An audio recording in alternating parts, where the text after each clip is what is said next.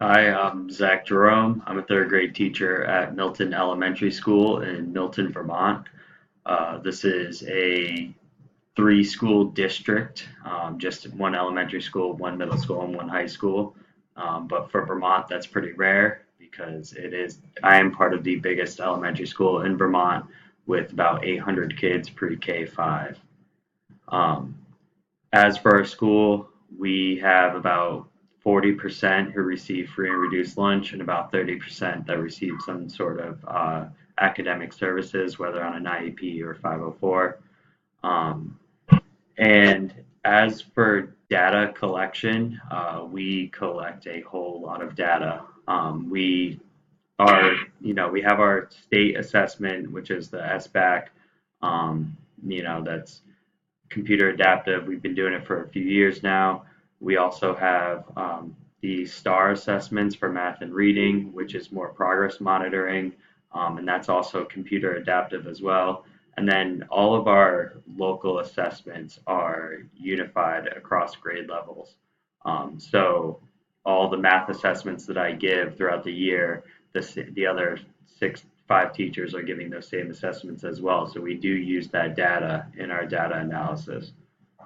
Um, the issues that I see with our data analysis at our school is one, we don't really have a protocol that works. And so data analysis is often very like buggy. It doesn't work. There's people don't really come to conclusions. We just kind of look at the data and then that's it.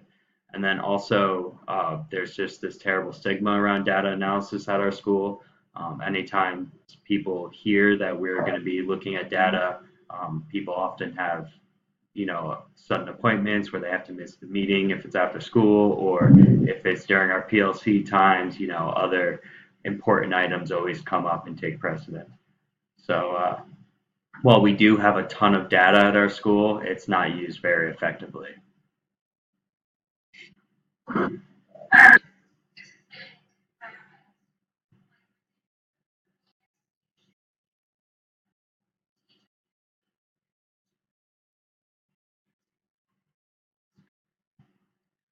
Well, yeah, so because there's six teachers per grade, we departmentalize. So I teach math, science, and social studies, and then my partner teacher does literacy and writing, and we share our classes throughout the day, and our kids switch classes. And then when we do, we call it acceleration, but it's intervention groups for tier one, two, and three kids. We do it by team. So that way we have special educators and reading and math interventionists available to help with those groups.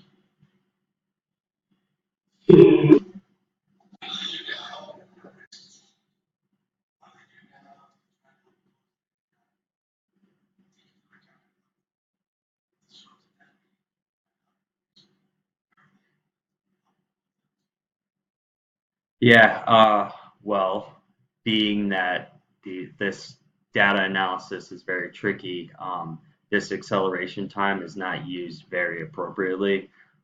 Oftentimes, teachers are just using it as an extra block to, fill in time with kids that miss things or, just maybe they're doing some computer program. I don't know, like it's just not used very effectively.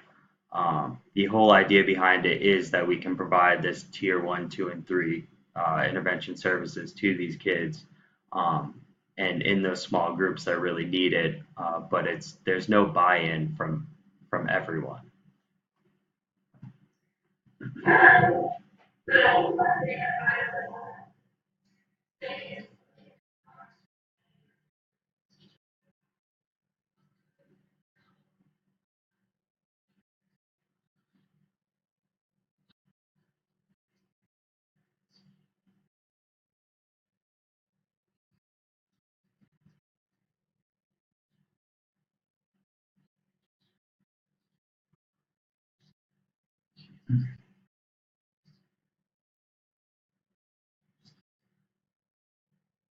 Yeah, yeah. I mean, we definitely do. Every trimester, we look at the data for reading and math to figure out these groupings and if we need to move kids around. And we have seen some successes with our intervention model. that our team uses.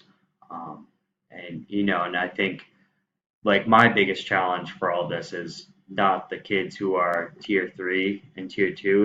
It's those tier one kids, and how do I, provide enrichment and really propel them forward.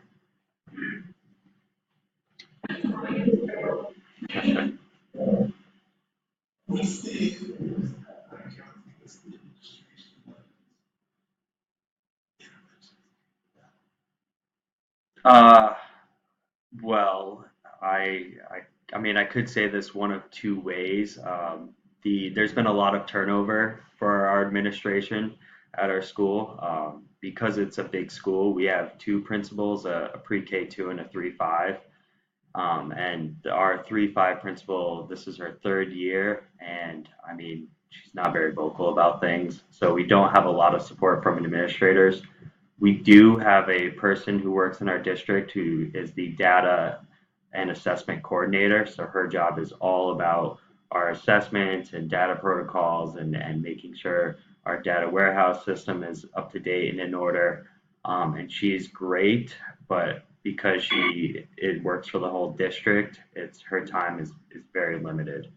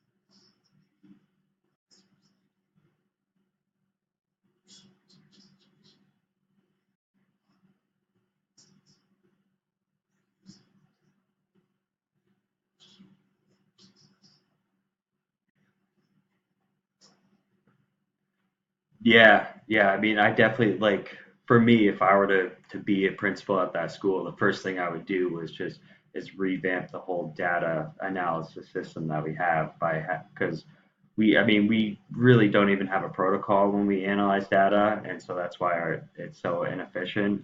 And so just having like a protocol that everyone can follow and that any PLC group can pick up, I think, and keep people engaged, I think is the first step in all of this.